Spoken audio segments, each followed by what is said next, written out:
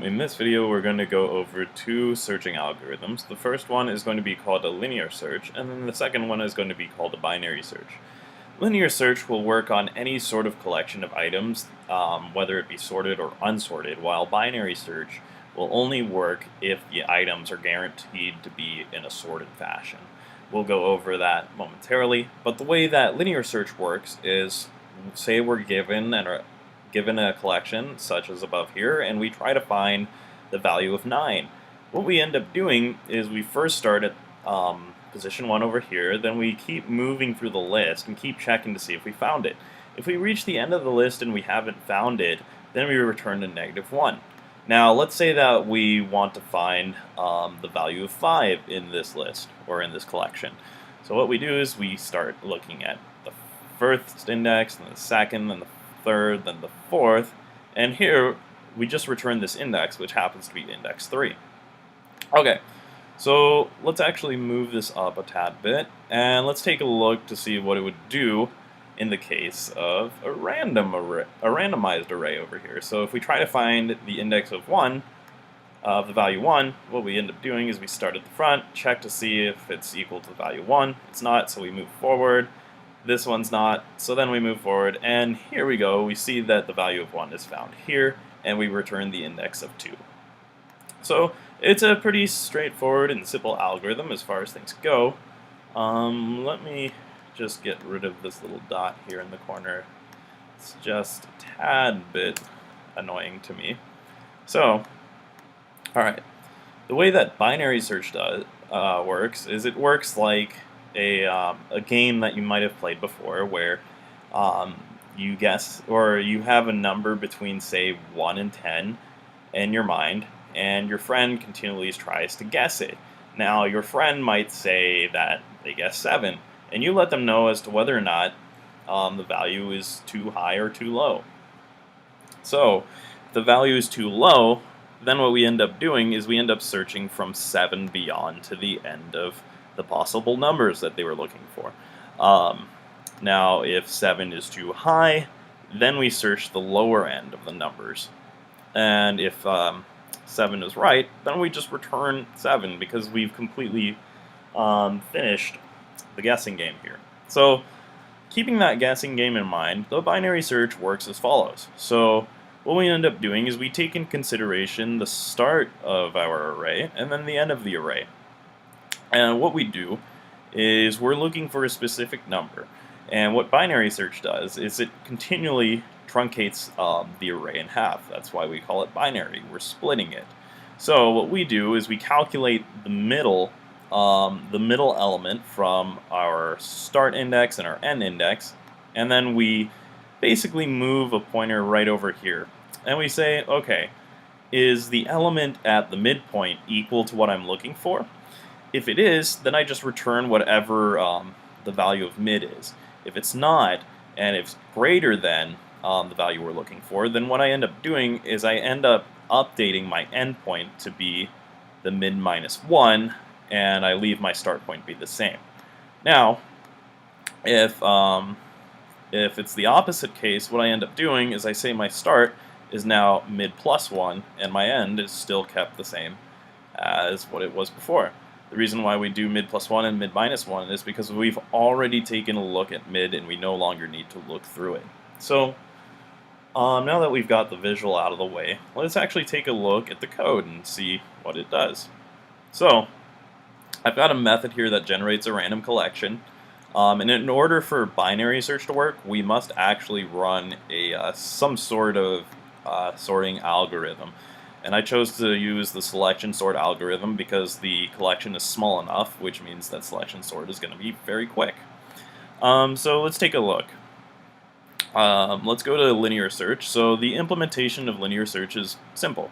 What we do is we look through each element one at a time. We see if the current element we're looking at is equal to the item that we're looking for. If it is, we return basically the index that we're currently at. Otherwise, we've run through our entire list and we must return -1. So, binary search, this is a recursive algorithm. So what I decided to do was create a binary search helper. So the original binary search just takes in the array and the item to look for, but the helper takes in the array, the item, the start point, and the end point here.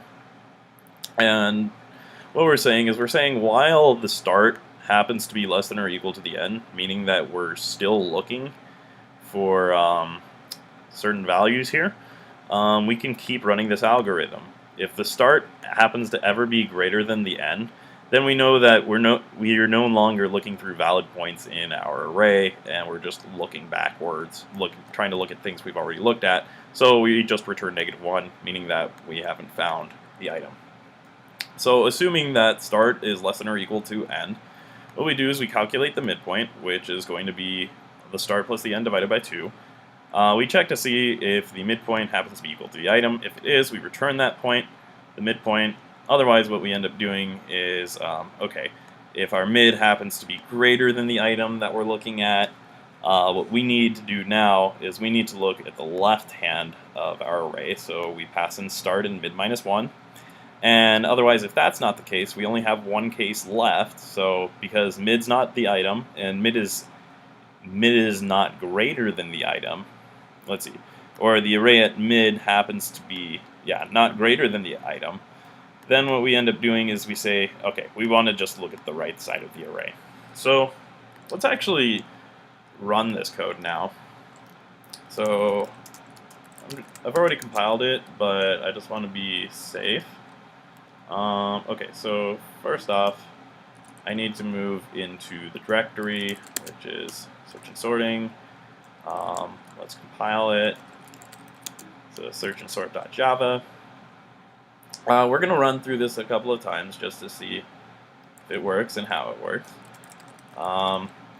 Could have used a while loop, but that's okay. Okay, so we're going to put just 10 elements in the array. So this is what our array currently looks like because it's been randomized. If we want to say a binary search, it's going to resort this array and ask us what value we'd like to look for. So I'm going to say we want to look for a value that doesn't exist in the collection here, and I'm going to say 9. Okay, so what it does is it sorts the array, so it looks like the following, and then it says -1's not there. So that looks good because 9 was not in our collection. So let's run it one more time. 10 elements. We're going to run a binary search. We want to find a value that's in there this time, so we want to find 9. And what this should do is return whatever index it finds the first 9 at.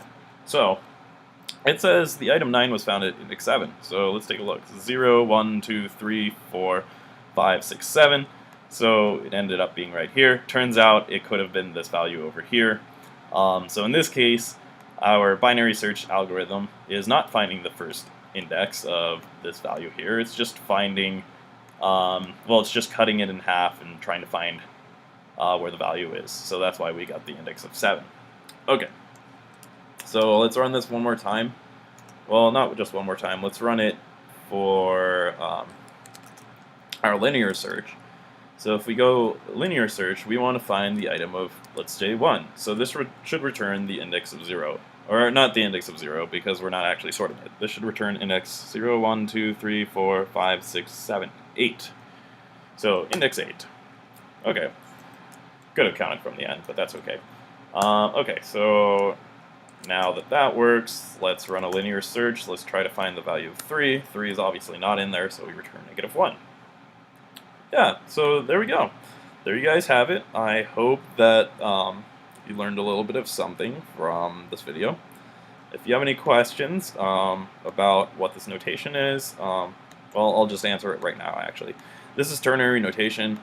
Basically, all this is doing is this is storing whatever value is to be returned from either of my searches. In this case, I only have 2 searches, so it's binary search and linear search. And if the response happens to be binary, then we run binary search and return value is equal to binary search.